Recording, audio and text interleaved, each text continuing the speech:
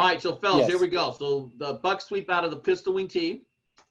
So real quick, what we mean by the pistol is I put my quarterback at 3 yards. That's from the line of scrimmage, not from the center's butt. So the snap's really fast. We just wanted to back him up a little bit so he can make his reads. The quarterback's at 3. Guys, I put my tailback at 5. And the reason I do that is because I don't coach very fast kids. My tailback this year in Pennsylvania ran for 600 yards. He was a 5.2 40 guy.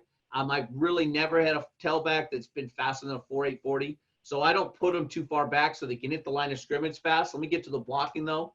Our wings, we move them around. It's up to the wings. It depends on the genetics their mama gave them. Depends on the play call. Sometimes they're 1x1. The most they're ever going to get is a 4x1. On buck sweep, it's going to be a 1x1 off the tight end or off the tackle because they have to do what we call a torpedo block. I'm going to talk about that. They have to do a torpedo block on the defensive end. So that's kind of what we're doing out of the pistol.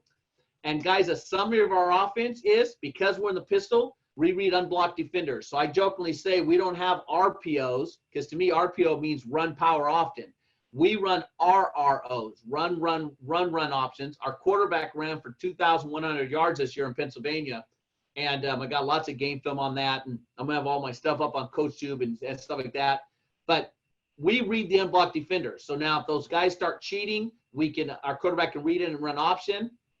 We run midline and veer and counters. That's not part of this talk. So the defensive ends, when they chase our pulling linemen, our quarterback pulls it. Coach Lee, they're going to do this off the buck sweep where they take that 5 and 3 tech on the backside of buck. And if that 5 or 3 tech chases the pulling guard, the quarterback has a steal call and pulls it. I'm going to put that in my offense this year. That's a great, great thing. We read the inside linebackers on jet, and we read these guys right here. Up until now, I haven't read unblocked defenders on buck sweep. Buck sweep, I kept it true to the offense. And the buck sweep, we still turn our back. We still turn our back to the defense and hide the ball. But after meeting Coach White and Coach Meadows, and you're going to hear Coach White's talk here in 20 minutes, I've changed my mind. My quarterback is now going to stay open to the line of scrimmage, and we're going to probably cock him at a 45 degrees so he can hand it off to our left wing. And we're going to read these guys on the backside. When they start cheating and chasing our pulling guard, our quarterback's going to keep it. But I don't have anything for you guys yet because I'm going to do it this season for the first time. All right, so that's kind of a summary of our offense. So let's talk about buck. Up until now, I put the pistol in 2012. So for the last 8 years now, or 7 years, we have spun off of our play side foot. So these numbers up here, this is buck sweep to the right for us. The go 32G is our guard trap, 17 is our waggle. So since it's buck sweep to the right, the quarterback spins on his right foot and turns his back to the defense. So he's kind of in the A gap. We always spin off the midline. So the fullback always has midline in this family, unlike when you're under center. So here's what the footwork looks like. I just want to give you an overview. I'm going to get to the blocking right now. So you can see how the, I know you guys see my mouse. Let me put my mouse up here.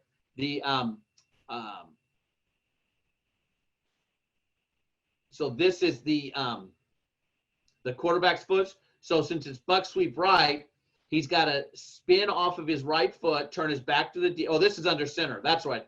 In my playbook, I do it both under center and pistol. So this is what it looks like under center. Okay, and I've got all the footwork broken down. Then if you go to pistol, these were the changes. So this is what I used to do from 98 to 2012 when I was under center. This is my footwork. And then this is my footwork here. I have a book of this. It's called the Skills and Drills Manual in the wing tee, and everything's under center and pistol. So up here, the quarterback spins. Okay, so this is buck sweep to the left. So he's going to spin off his left foot since it's buck sweep to the left. For us, all odd numbers go left.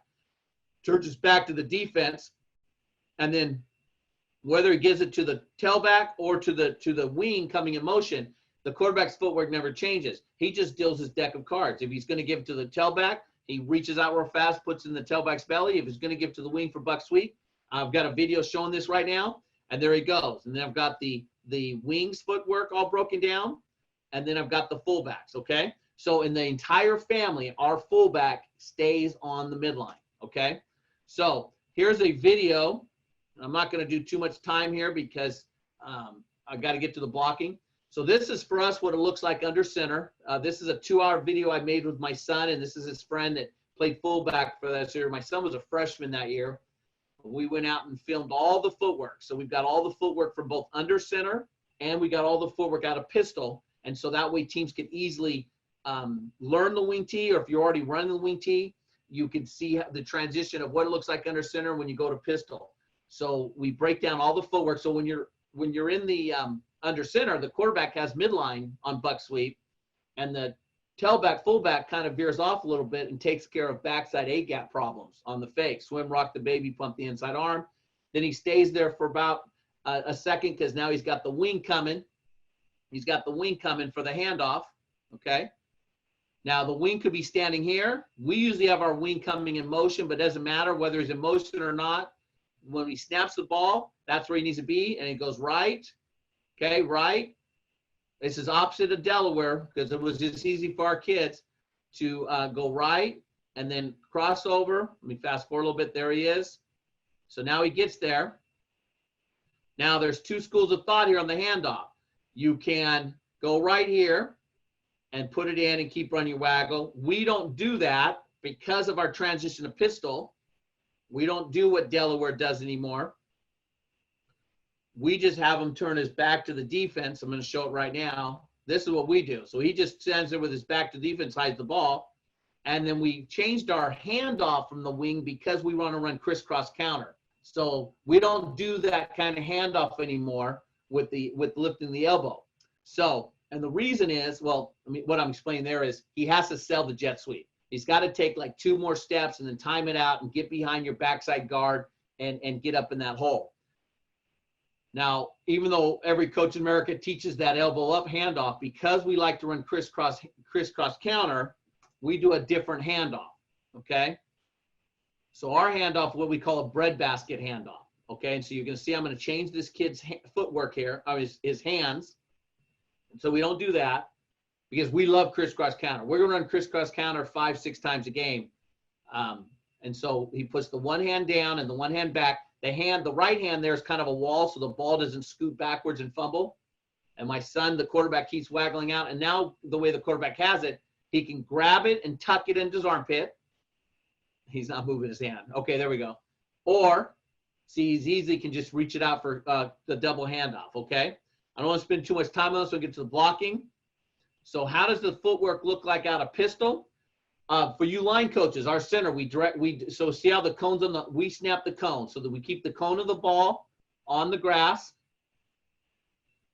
And so the center, obviously I'm turning the wrong way, but the center has his hands on the top cone, and we keep the bottom cone on the grass, and the laces are faced to the sideline.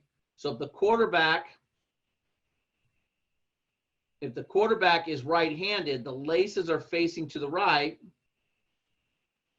So we want the laces to come facing the sideline over here so that the laces are in his hand. So it's a knuckleball dead snap, so where ideally the laces aren't moving, and then when it hits the quarterback's hands, the laces are already in his right fingers. Okay? So anyways, this is what it looks like out of pistol. Again, we're always off the midline in the pistol wing tee. And now the fullback always has the midline, whether we're running guard trap, waggle, or counter, or buck. I don't have time to get in all those plays. And then whether our wing's in motion or not, the ball, that's where when he snaps it, he does the same step, over, crossover, plant. And then remember the handoff I told you about. And then he's got to time out. He's got to time it out and get behind that pulling guard. Let me go and I'll just show you this real quick. These are our blocking rules. Gap down backer, I'll explain what that means here in just a minute. Strong guard is just like we open up at 5 o'clock, except we don't cross over after that. We open at 5 o'clock, a big open step, and we're downhill now. The center is on away, which is different. I'll show that in just a second too. And the backside guard still pulls flat 2 steps and then wraps around. Okay, and I'll show you as soon as I get here. This is against the even front, but just so you can see, we got gap down backer right here. The front side guard opens up a big open step, and then he's downhill, kicks the first man, the backside guard, flat 2 steps before he wraps around. And there's the rest of this. Against an odd front, there are a few things that people have trouble with. On our gap down backers, like Rick said, we we are looking at calling gap and down 2 different rules this year because we think we're going to see more 50 front, but we have never differentiated between gap and down before. What gap down backer is for us is your first step is we step flat 90 degrees, we step flat, and if you've got penetration, we just continue that path. And if this guy's penetrating upfield, we just continue this path, head in front. We say the same thing that Rick does. We say, we're putting our ear hole on their belly button. We are still throwing a flipper and trying to kind of pin the guy in with our head and our elbow, and we have our offhand, and we want to strike. We say strike the sternum, but we're really probably striking the belly button too, and we're going to try to drive. We want to drive flat down this way, okay? What we say, we step flat no matter what on our first step. We have our alignment like Rick does. We want as deep as we can. We want to get as deep. We get deep until the referees say, hey, you're too deep. You got to get up on the line of scrimmage. So we get as deep as we can to help us out when we're blocking, okay? So on our first step, if this guy's penetrating, great. If this guy is trying to stay flat, on our second step, we call it adjustment. We will step upfield a little bit, and if this guy is skating outside, we leave him alone. So we go gap down, and then we'll check off on this nose man. If the center has problems with the nose man, I'm going to show you our 3 calls here in just a minute that we have. But if the center has problem with the nose man, if he's fighting across, the tackle will help block right there. If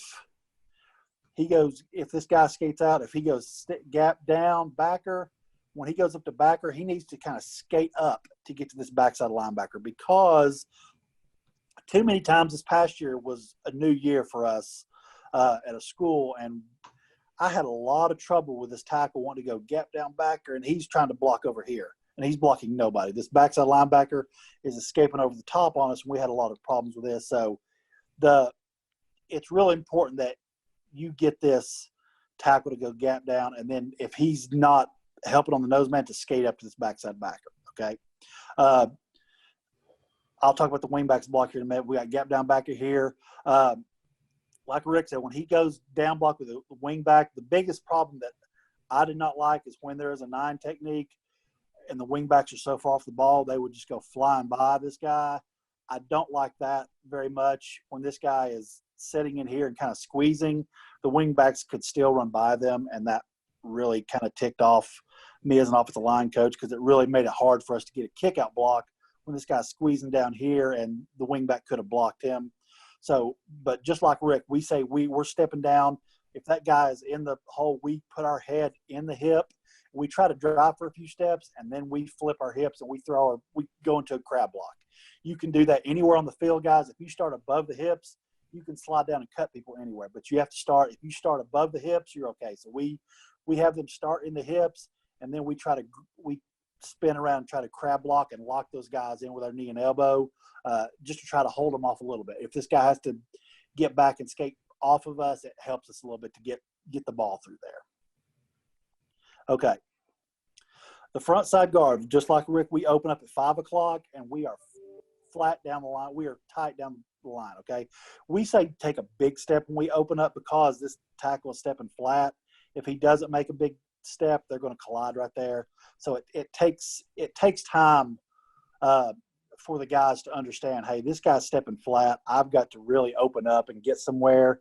And as these guys down block, then I can come tight off their butt. And it's normally this outside linebacker who's coming up is who I'm going to end up kicking. Okay, so we're flat. We're tied off that wing back's block. Okay, the center, because the center now we do not have a fullback going in the backside A gap like a normal wing T, because a normal wing T you've got on through play side gap.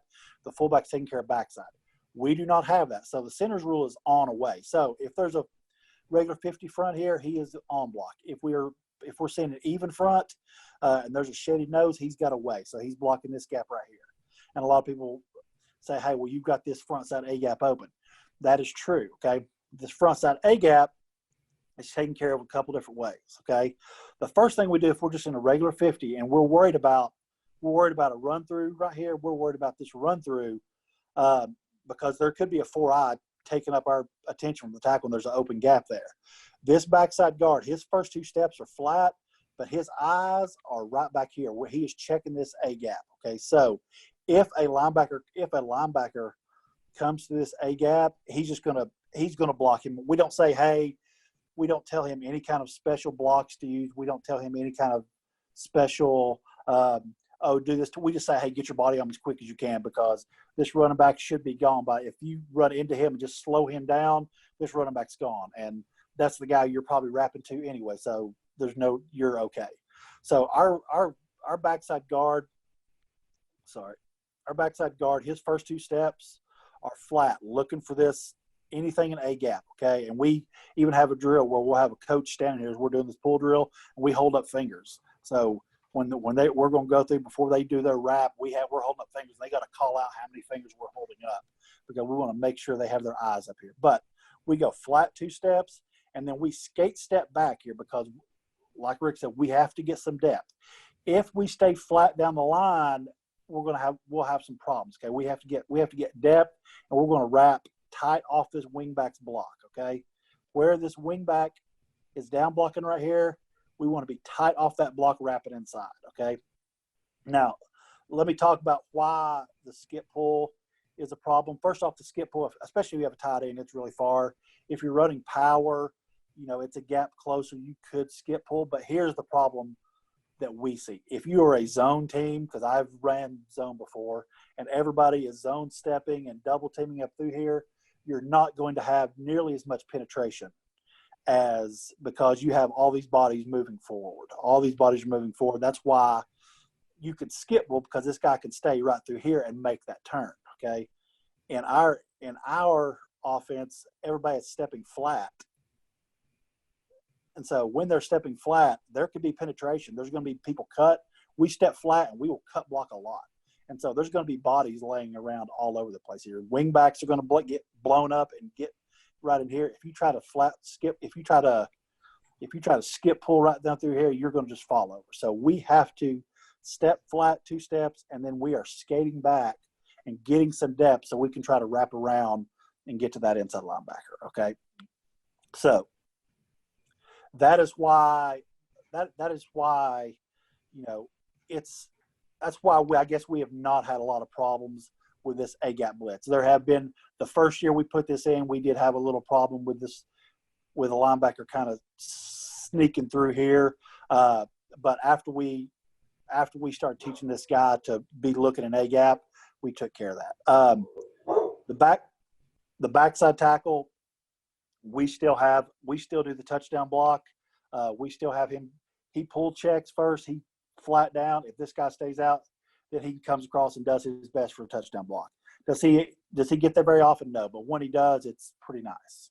Coaches, Rick Stewart with All Access Coaching, where we're all about coaches helping coaches. Thanks for watching the video, and I've got to ask, please hit the subscribe and like button below. The like button really helps us with valuable data as to what videos to make and upload in the future to help you out. And the subscribe button will notify you when we upload new content to the channel. This channel is not specific to an offense or a defense. It's not even specific to Rick Stewart. I fly over the country filming college coaches and state championship coaches about their offenses, about their drills, about practices, about defense, about program building, team building, fundraising, and weight training. It's all about coaches helping coaches. So thanks for watching. Make sure you hit subscribe and like below. And as always, better today, but never as good as tomorrow.